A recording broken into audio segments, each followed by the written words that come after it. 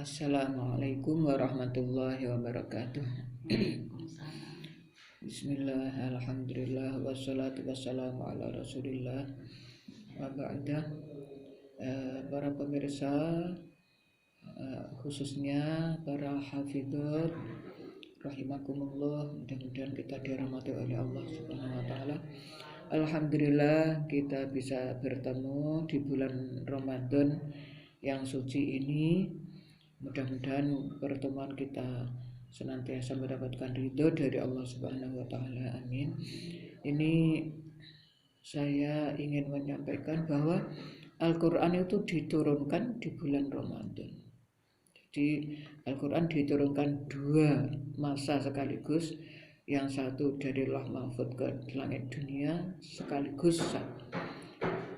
Kemudian dari langit dunia, yang kedua diturunkan dari langit dunia ke dunia ini berangsur-angsur kepada Nabi Muhammad melalui malaikat Jibril dengan ya sedikit-sedikit atau enggak tahu ya ukurannya di sini. Alhamdulillah saya dari pesantren Blok Agung Darussalam Blok Agung Banyuwangi ini saya datang di sini tahun 983 akhir atau 84 gitulah. Terus 9 tahun 91 mulai ada yang menghafal. Kalau saya sendiri menghafal tahun 80-an berapa itu? 79 sampai 81. Alhamdulillah sampai saya, mudah-mudahan ini fadl dari Allah. Waktu itu ada keinginan, niatan ingin menghafal tahfidzul Quran, didukung oleh orang tua. Kemudian saya menghafal sampai akhirnya ya tahun 91 di Blok Agung ini ada yang menghafal 1, 2 dan seterusnya. Sampai sekarang ini insya Allah yang sudah hatam ada hampir 300. Jadi hampir 300 yang masih di pondok mulai dari utara, timur, barat dan seterusnya itu ada sekitar 500. Tentu saya sangat bersyukur banyak orang menghafal Al-Quran. Ini ya sebetulnya menghafal Al-Quran itu katanya yang fadil dari Allah, kemurahan atau keistimewaan dari Allah. Jadi pertama kita harus ingat, jadi jangan sampai salah niat untuk semuanya yang menghafal ya. Jangan sampai salah niat menjadi orang yang terkenal, orang yang mulia dan sebagainya.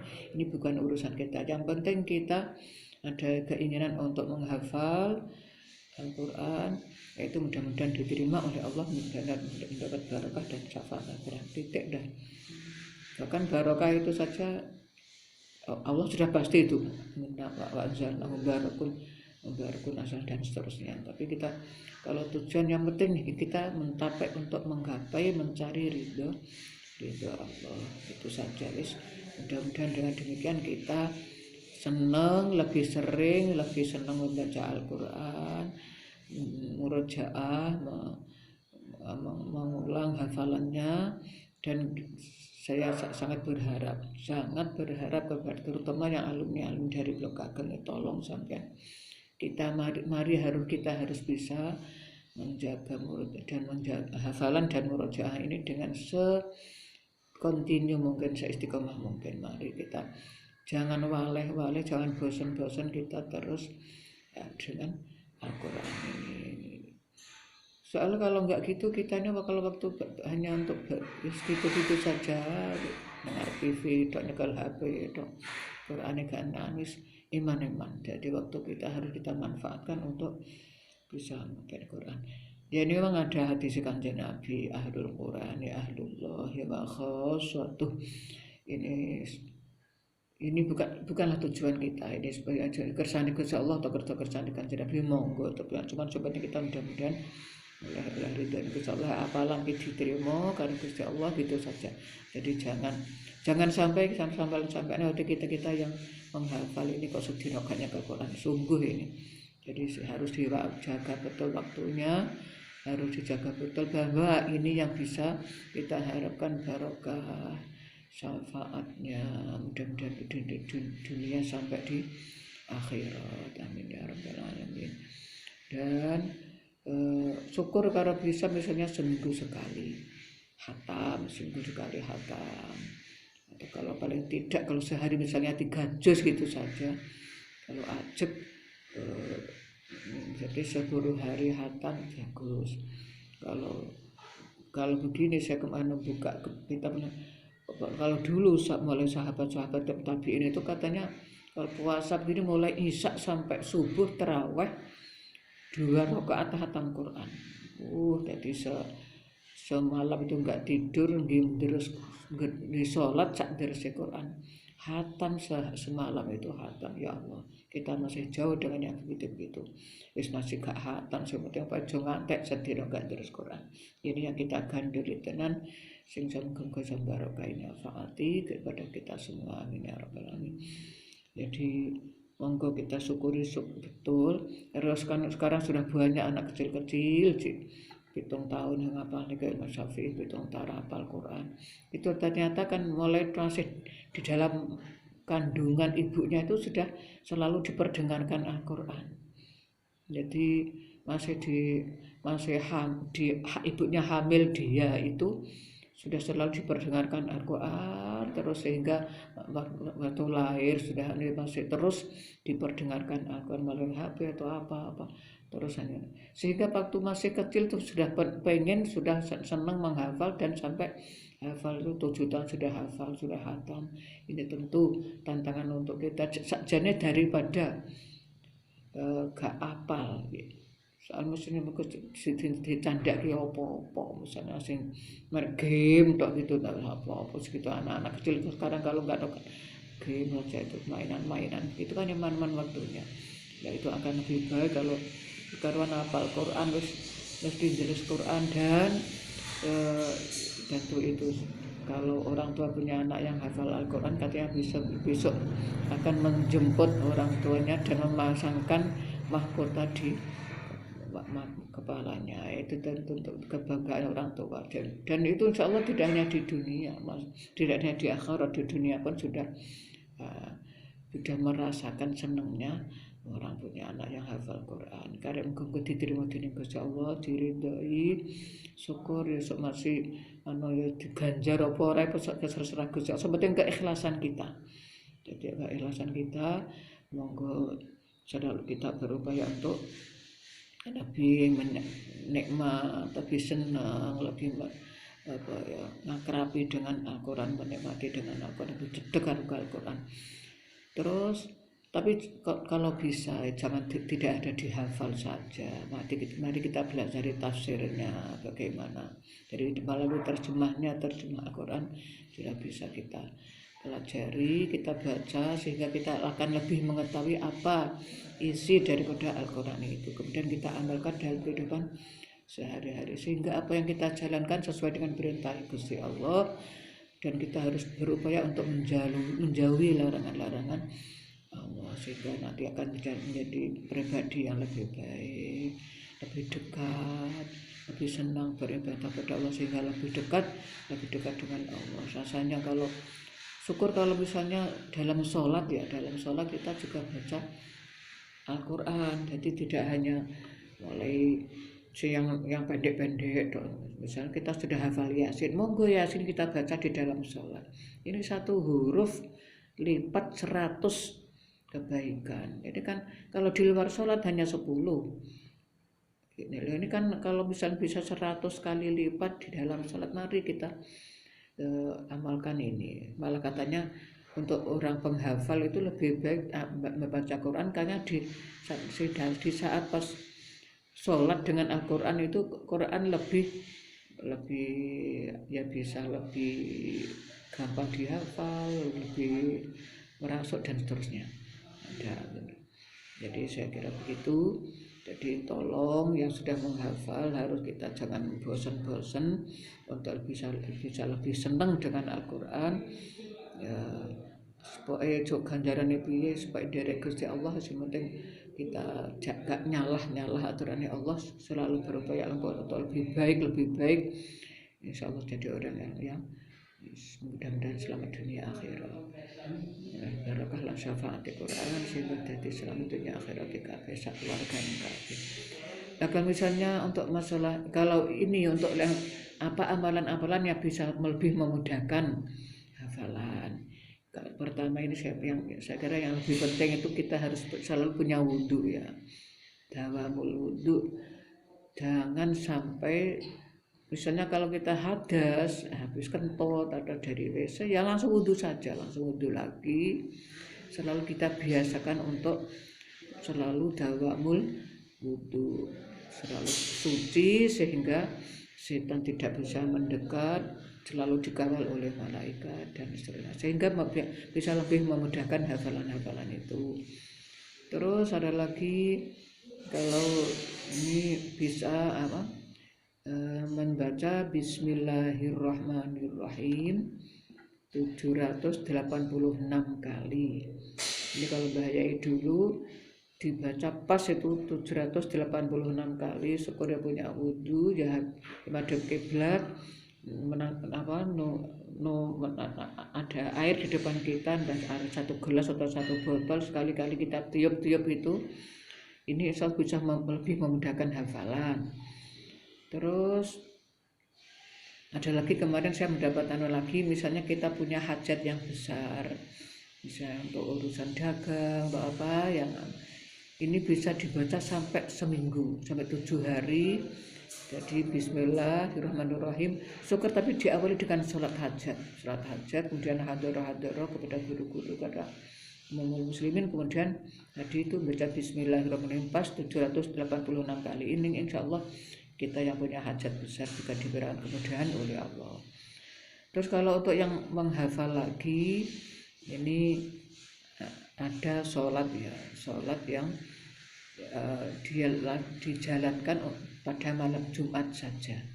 Jadi malam Jumat jam 1 itu sholat tobat, sholat hajat, terus sholat ada lihifdzil Quran, ada akhirnya mengatakan sholat litaqwiyatil hifdzi, menguatkan hafalan. Ada lagi yang mengatakan sholat mutlak. Jadi ya kadang-kadang kita baca semua saja, kadang satu saja untuk menghafal Al-Quran, lihifdzil Quran, kadang-kadang untuk menguatkan hafalan, kadang-kadang untuk sholat mutlak.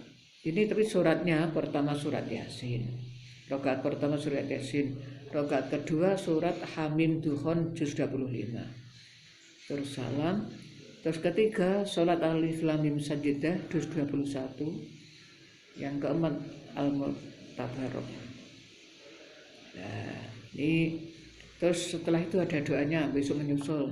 Monggo ini begini, ini dijalankan nih. Kalau ini yang asal yang meriwayatkan itu Sayyidina Ali. Sayyidina Ali dulu ngapalnya wangel. Ternyata setelah saya menjalankan ini jadi gampang menghafal ini begitu. Jadi monggo menjalan yang sudah hafal, yang sudah menghafal, ini dibaca, diamalkan. Mudah-mudahan akan bisa lebih mendapatkan berkah yang sebanyak-banyaknya dari Al-Quran dan sebagainya. Kita bisa lebih menjaga hafalan itu. Kemudian yang setelah sholat ada ya Fafahamnaha Sulaiman juz 17, ini ada halaman ke-7 kalau nggak salah. Fafahamnaha Sulaiman wa kullan ataina hukman wa ilman, dan seterusnya sampai 2 ayat. Ini dibaca setelah sholat. Setelah sholat dibaca. Terus ada lagi ya Fattahu ya Alim, ya Fattahu ya Alim, ada setelah sholat juga, minimal setelah maghrib dan setelah subuh.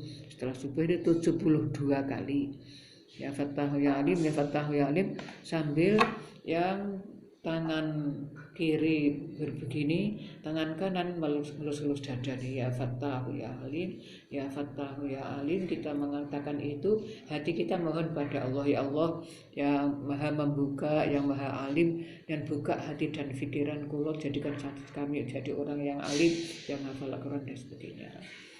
Ada lagi setelah sholat, sanuqri'uka fala tansa, sanuqri'uka fala tansa. Ini minimal kita kali per 7 kali, nanti sambil kita melus-lus ini bun-bun kita. Sanuqri'uka fala tansa, sanuqri'uka fala tansa, sanuqri'uka fala tansa. 7 kali kalau bisa.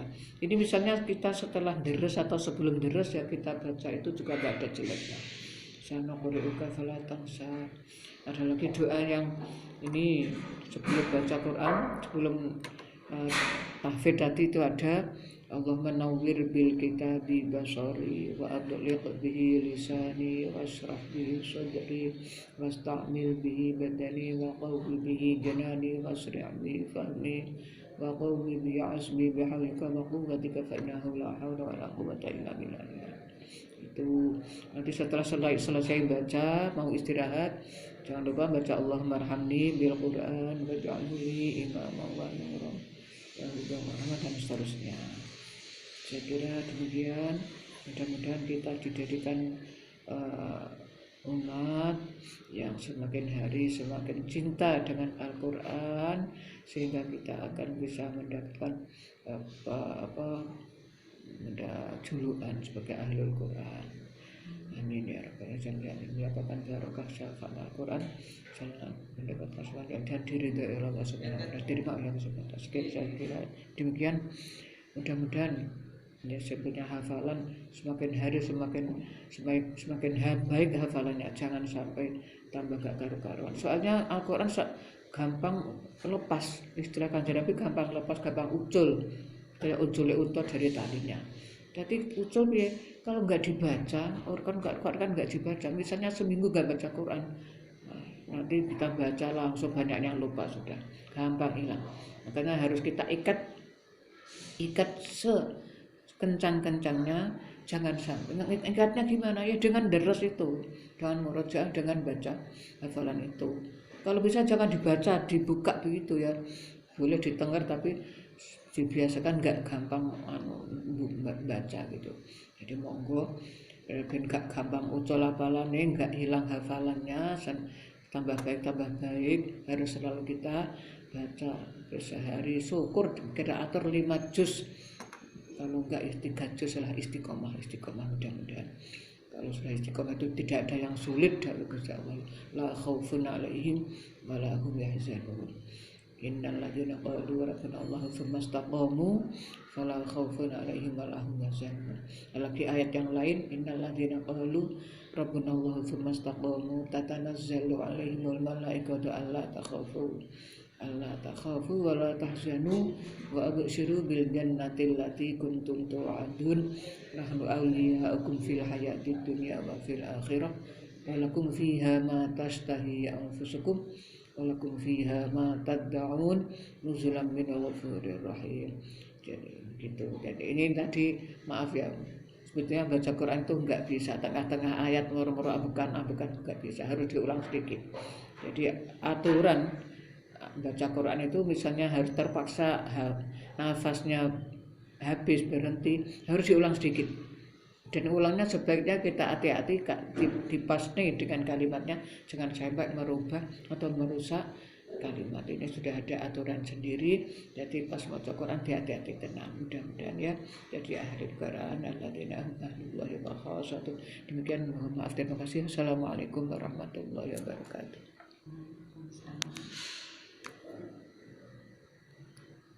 Benar.